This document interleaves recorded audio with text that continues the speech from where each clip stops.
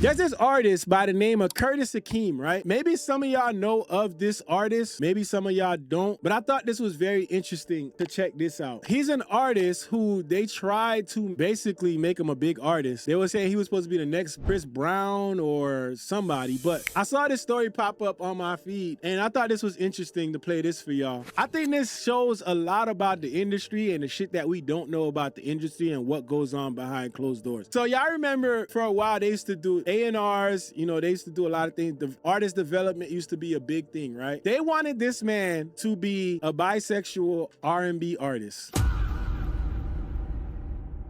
Yeah, y'all heard me. They wanted him to be a bisexual R&B artist. This was their way to basically make him the next big thing. So let's check this out. This is very interesting. I watched some of this and it was crazy to see the things that he said. Mr. Staples said, I was an A&R rep for some artists. There are development deals going heavy. You're gonna be the first bisexual R&B singer situation. Yeah. A decade plus, I had a regional song out called Swag Walk. It swept the southern region. It featured a few other artists who have went on to be successful. Some are clothing designers, some are clothing resellers, and things of that nature. They're living their perspective lives. Shout out to them. But we had a regional hit that really got out there. Now this is before social media, as we know it, was a thing. So this was YouTube, and song broke out. Song went crazy. Y'all remember a song called Swag Walk? Okay. And we were performing all around, and that's essentially how this thing got to where it was. So fast forward, song is hot. We film our makeshift video, as you'll see going throughout this, and it goes crazy for social media at that time. Now people doing millions of views on YouTube, but at that time this was big. So song blows up, we performing, I'm singing, I'm dropping other records, but this record is hitting because we putting all our energy behind it, all our little money behind it. We performing something everywhere with this song. And it gets into the right hands. I get that call. I get the call saying, hey, what you trying to do with your career? We'll call him Martin for right now. It's close to his real name. We'll call him Martin. Martin says, hey man, meet me. I'm in Atlanta. He said, we'll call him Martin for now. So if we can find any clues as to who Martin is, y'all say it in the chat, but. Talk. So we meet up. He asked me flat out, are you ready to go now? If I was to say, let's go now, what are you doing? I said, I'm going now. Now, caveat, I was supposed to go on a date with this young lady. I mean, she was so fine, she was so bad. But these are my dreams. I'll find plenty of ladies. That's what I'm thinking. So I let the young lady down easy. Hey, baby, I'm about to sign a deal. I can't come on a date. Of course, she doesn't believe me. Nobody believed me at this time. But anyway, so we essentially talked through it. Dumb me, an hour or two later, I get a contract. I sign a contract. I don't talk to my mom. I don't talk to my dad. I just sign a contract. And literally, I kid you not. He's like, yo, I'm doing some marketing for Big Boy from Outkast. I'm gonna bring you with me. I'm thinking that he's lying. So I'm calling this dude every hour on hour. You sure you taking me? You sure you taking me? He gets the plane ticket. We fly to Tampa Bay, Florida. Now this is called the Shoes for Running Tour. This was a Tony Hawk thing, I think it was, or whatever. So we get to Tampa Bay. He brings me on Big Boy's bus. He lets me meet Big Boy. Big Boy, cool. As you would say, very standoffish, but he's a star. I mean, he's been a millionaire at this point for 2 decades plus. What little old me don't. So he talking about Big Boy, Outkast Big Boy. Telling all my friends, bro, I done signed my deal, bro. I'm about to sign this major deal because he's saying, yo, you signed to me. We're gonna go walk you in and get you a major deal. So we talking through all of that. He's like, yo, but in the meantime, I'm gonna bring you on this tour with Big Boy. I'm like, are you serious? Me being on tour with Big Boy from Outkast. I'm thinking he lying, thinking he fibbing. He's like, nah, yeah, we're gonna make this happen. But he was like, we have to figure out a way to break you. We have to figure out a way to break you as an artist. So you're a little bit older than what we need you to be. Because a lot of people don't notice, at that time, the industry lied about a lot, including age. Ageism was a real thing. If you were older, they ain't want to touch you. I think the industry still lie about age. I don't know about around that time. Young look on me. So nonetheless, they rolled with it. So he's like, look, we got to develop you. We got to drop your age a little bit, and we got to get you away from Atlanta because everybody in Atlanta is an artist. We got to move you to a spot that we can blow you up at. That's crazy. Okay, cool. So he's like, look, we're going to do your artist development in Aurora, Colorado. So tell me that ain't crazy. Tell me that ain't crazy. Like, the man is in Atlanta. His age is where it's at. We're going to change your age. We're going to change where you from. So we're going to say you 21, even though you're not 21, and we're going to say you from Colorado. How many other artists out there lying like a motherfucker? There's a lot of artists out there who don't give y'all none of these details. Maybe because it ain't true. Whatever the story is that they put out there, they put out whatever stories they think is the story that's going to help you blow. Mr. Stayful said it's real. Stayful said he worked as an A&R or worked with some A&R. So what up, Glamour? Said Ayo in the mountains. Yo, that's crazy. Yeah. Oh my God, bro. Crazy. Let's continue. So I told my mom, hey, I'm doing this artist development thing, Mom.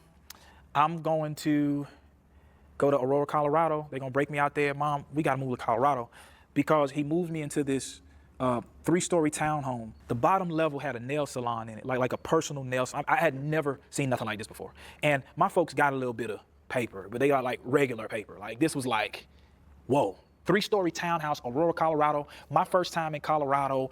I mean, we seeing snow, we seeing all this stuff, and we start developing. I mean, I'm performing every day. I'm working at my craft.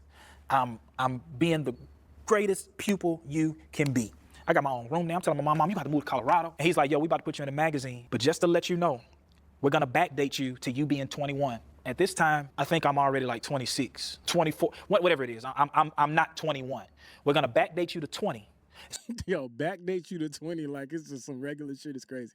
We're going to tell everybody you 20. And then also imagine how that is knowing you got family and people out there that know you, nigga.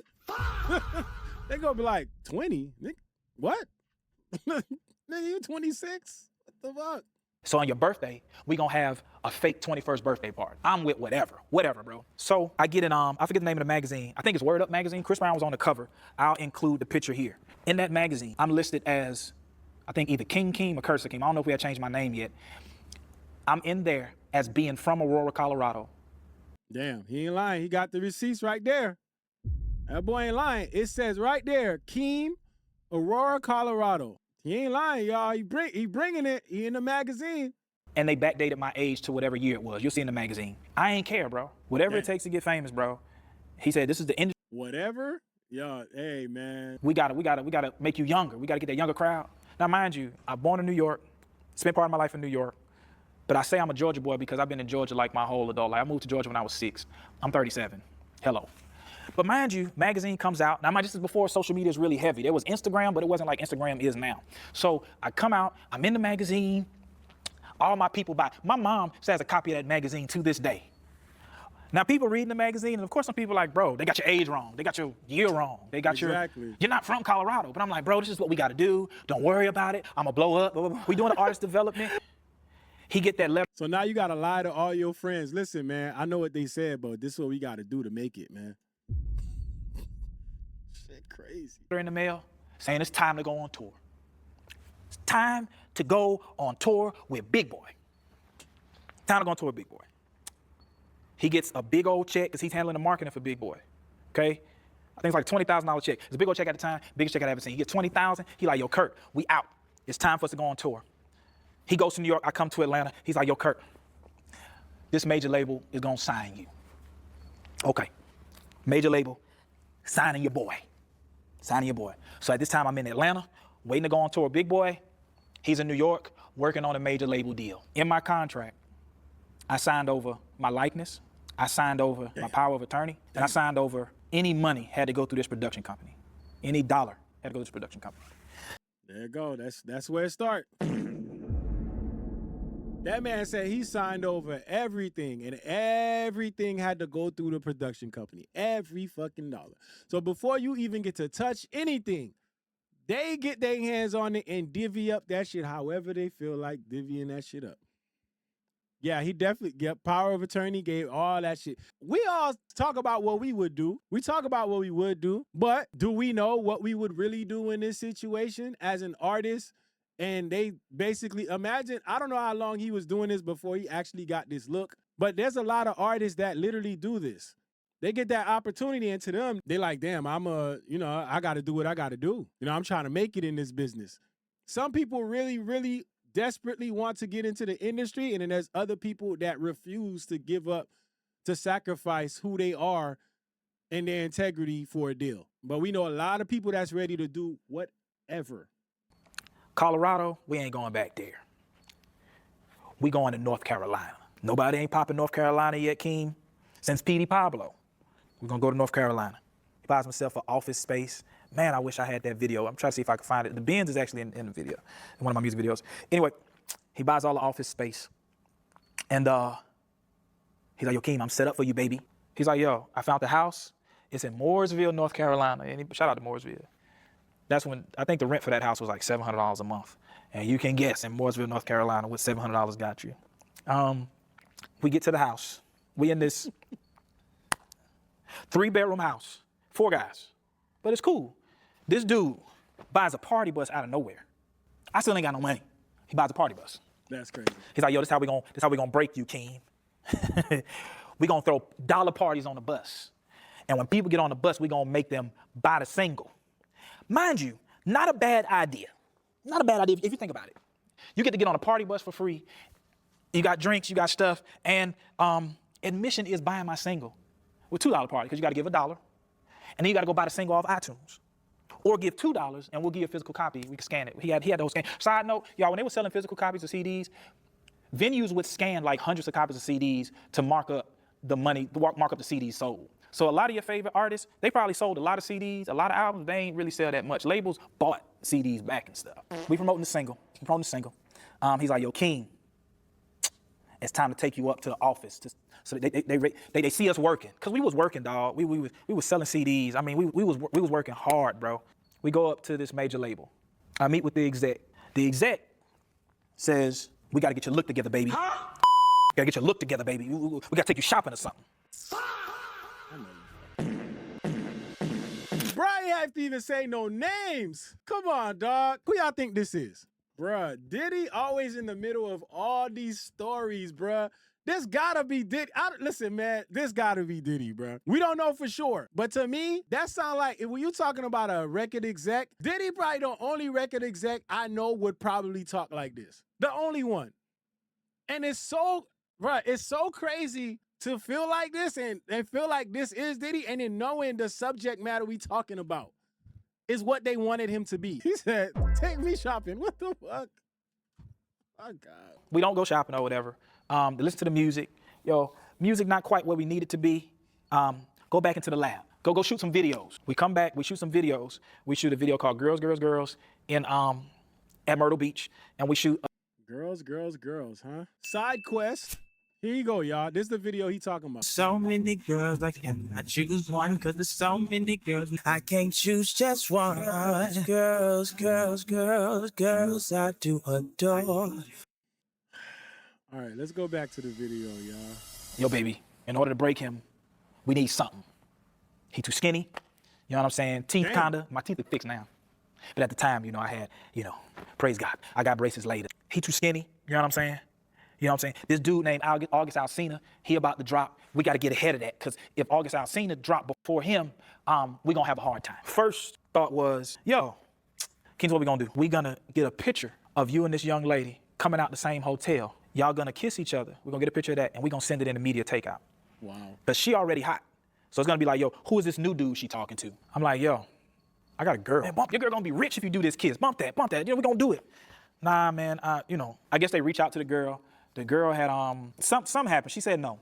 They're like, all right, boom. Like, this is the type of stuff that's happening in the industry, that's happening behind closed doors. Like, contacting people to have them just go out and have a situation where they kiss, and then everybody looking at them like, we gonna have y'all do this for y'all to get y'all recognition. So people could, like, we can make you a big artist, so people can start talking about y'all and saying y'all together. All this money, I ain't got none, but we keep finding money to buy vans. We keep finding money to buy this and buy that. My mama was paying my cell phone bill, bro. I'm a signed artist. Where's the money? The money is where you signed up for that contract to go. You know how all the money goes through that company? That's where the money at. By the time it come to you, they like, yeah, ain't nothing left. They listening to the music. Yo, we need to reshoot this video here. We need to we're gonna take it to Brazil. You know what I'm saying? We're gonna shoot this video over here. We're gonna go shoot that video South Beach. We're gonna take you on, we're gonna put you on this tour. We're going on the next tour. When the last tour, Big Boy ain't work out too much, sorry what happened with that, boom, boom. Because Big Boy's having his own issues too. Like, the label wasn't promoting his record right. They had issues, you know what I'm saying? So they're like, we got it.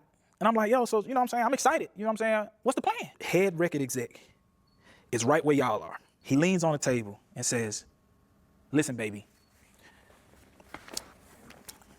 Yeah, this definitely Diddy talking to him. It gotta be Diddy, bro.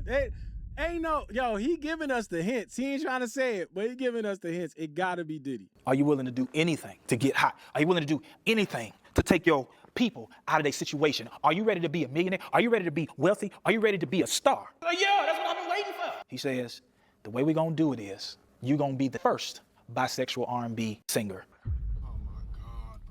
I feel like only Diddy will come up with some shit like this. And the way he describing the guy voice, it gotta be Diddy. I remember you was conflicted. Lean back, whole room get quiet. But you see everybody like, yeah. And I'm sitting up here like, I remember you was conflicted. Manipulation. But I'm not bisexual though. I don't know if that, I don't know whatever impression it gave you, but I like women. You know what I'm saying? I don't women strictly. You know, no offense to anybody that's from that community, but I don't do that. You know what I'm saying? I like women.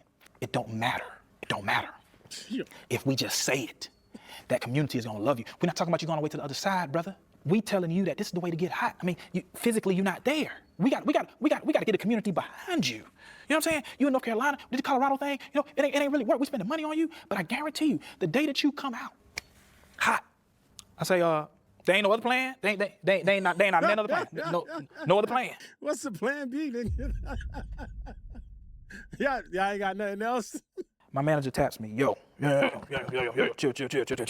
Exec says, yo, I'm gonna give y'all a second to talk. He looks over at my manager and say, yo, Martin, make this star understand the star he could be. He gets up, everybody gets out. Martin, old scraggly, bad breath, self, looks dead at me and says, King, you won't have to do much but probably like kiss a girl and a guy. Like. You won't have to do much. That's a lot. What the hell, bro? What are you talking about, man? You won't have to do much, but what? I want to be a millionaire, bro. Like, is kissing a guy or, you know what I'm saying, being said that you something, you know you're not something. Your family know you're not bisexual. Your girl know you're not bisexual. We just... Nigga, but the world is going to believe this. Like, are we out of... Yo, these motherfuckers don't give a shit about profit, bro. It's profit, nothing else matters. Bro, your pitch is that your family know you not, everybody know you not, but the whole world will believe that you are. Yo, what in the whole hell, man? Then I said, kiss a girl and the guy sound like a Diddy tape, allegedly. I say, Martin, you a damn fool if you think that's what I'm gonna do. He said, yo, you gonna be broke. I was like, technically I'm not broke. Like, my folks straight. Like we not rich, but we middle class. You know what I'm saying? My dad, business owner, my grandfather, business owner at this time, owned part of Memorial Drive. Like, we cool. You know what I'm saying? We cool. Mansions, not mansions, but nice house with pools and stuff. I don't come from poverty. You understand what I'm saying? They did good for themselves. I was like, yo, we not doing that. Exec assistant walks back in, have y'all made a decision? Martin says, yo, we need a little more time. Exec says, well, tell him to get out. We send him to the studio and let them talk about it, but we need to know if he's gonna be a star by the time he leaves New York. So like that gotta be, to them, that's the only way. You know, watching this, it makes you think, what about the artists that really did this? And imagine doing this and sacrificing who you are, the person you are, and everything in between, and your career never take off. And these motherfuckers just disappear. They still gonna make their millions. You're the one that's gonna have to answer to all these things that people asking about you now because they think that's your actual life. King, it's just a kiss. It might be just a kiss. It may not even be a kiss. I mean, King, you know, this is for your family. I could kind of see this. You know what I'm saying? Like, I could kind of see where this is going. We get to the studio. I'm like, yo, Martin, if you can assure me somehow that I won't have to do anything obscene, I got to get my family up. And I don't know what I'm saying up because they were straight. You know what I'm saying? But I'm like, get my family up. We can see this. But I need it, you know what I'm saying, some sort of writing, no kiss clause or something crazy. He's like, all right, baby, we can figure that out. Yeah. The record exec is at the studio. This record exec is also a hero of mine at this time. I don't know if this Negro heard or just knew. He walks in, he says, so we got to start now. And Martin was like, yeah, you know, just a couple stipulations. He's like, okay, stipulations. What stipulations you got, Playboy? I ain't mean to say. Nah, hey. The jig is up. The jig is up. Everybody pack it up. It's Diddy. Yo, from now on, just say his name. It's over. Just say his name. Say his name because we know who it is now. Yo, this was the easiest test ever, bro. Like, I don't want to, you know, do all, you know what I'm saying. I don't even kiss no man. He's like, what's the matter with kissing a man? Hey, yo, what the? Allegedly. You can't make this up, bruh. You cannot make this shit up. I said, what's the matter with that? Okay, sir. I mean, what's the matter? What's the matter with doing it? You know, I start to feel trapped. I start to feel taken advantage of in that moment because nothing has happened. I'm still sitting down. The exec is kind of like leaning on the big old mixing board. You know what I'm saying? And I start reading the room. Martin, I start looking at his assistant. He's like looking like, it's hard to explain, but if you get what I'm saying. And he's like, I just want to know what's the problem. And mind you, all this is happening in slow-mo, but he's talking to me in real time. So it's like this thing to where he's talking, and you know how you hear those echoes, you hear them echoes, but you talk, everything's moving fast, but it's moving slow to you like in a movie. That's what's happening. And he's, at this point, it's not so much about the deal as it is, what's the matter with being with a man? Like, you know, people explore, you know, people do stuff. Oh, what's the matter with that, Playboy? Like, what? What do you mean, what's the matter with that? This man says to me, either you go with it all or you don't get anything at all. And we got to say allegedly, though. Let me throw that in there. Allegedly, that is Diddy, but all the clues are there. So we going off the clues, and we believe it's one way, but we could be wrong. Could be wrong. You'll never be the artist that you could have been. I look at this exec and I say, with all due respect, I'd be better off being at home and figuring out for myself than losing me for what is no longer a dream. Because at this point, we doing all this stuff, and I'm falling out of love with music at the same time. All these trips, all this extra stuff, all these lies, all this deceit. It's like, man, all I wanted to do was create music. He says, bet. He walks out. Somebody comes back and says, yo, y'all need to clear the room, and y'all need to figure out how you getting home. Damn. That's when I decided to leave the music industry, because they were gonna use that to take advantage of me. Ain't no way around it. So if you notice, look what's going on in the industry now. Look how many are struggling. Look how many are seemingly dealing with some sort of something sexual or just losing their mind some sort of way. And when I came back home, I was so embarrassed, dog, because I had no answer to give. I didn't want to give the answer. Man, what happened, Kurt? Like, bro, you was up. What happened, bro? I just ain't say nothing. But now that I realize I was never meant to be the next Chris Brown anyway. We already got one of those. I was meant to be Curtis Akeem in the fullness of who God wanted me to be. All you got to do, sign this contract. Be part of this. Be part of that. And you looking at it right in front of your face. Your mind is telling you, damn, it would be nice to be able to do all this, take care of everything, do all the things I need to do all that shit, you know, have the money, be good. Or I could say, nah, you know, I'm good. I don't like the way this shit going. I'ma just go back. I got fame. What up? He said, dude had money. It's harder for him. It's harder for others to say no. That's true. If you got a life to go back to and you good, for other people, like, they might feel like, yo, this is my only chance. Do I go back to the block, or do I do what they saying here? Ain't letting nobody play with my butt, though. All right, King, man. I'm not even going, It's not enough. Few solid niggas left, but it's not enough. Few bitches that are really step, but it's not enough. Say you bigger than myself, but it's not enough. I get on their ass, yeah, somebody gotta do it. I made them niggas mad, yeah, somebody gotta do it. I take the G-Tag, yeah, watch a nigga do it. We survived outside, all from the music, nigga. What are we? They like, what he on? This the Alpha and Omega, bitch, welcome home. This is not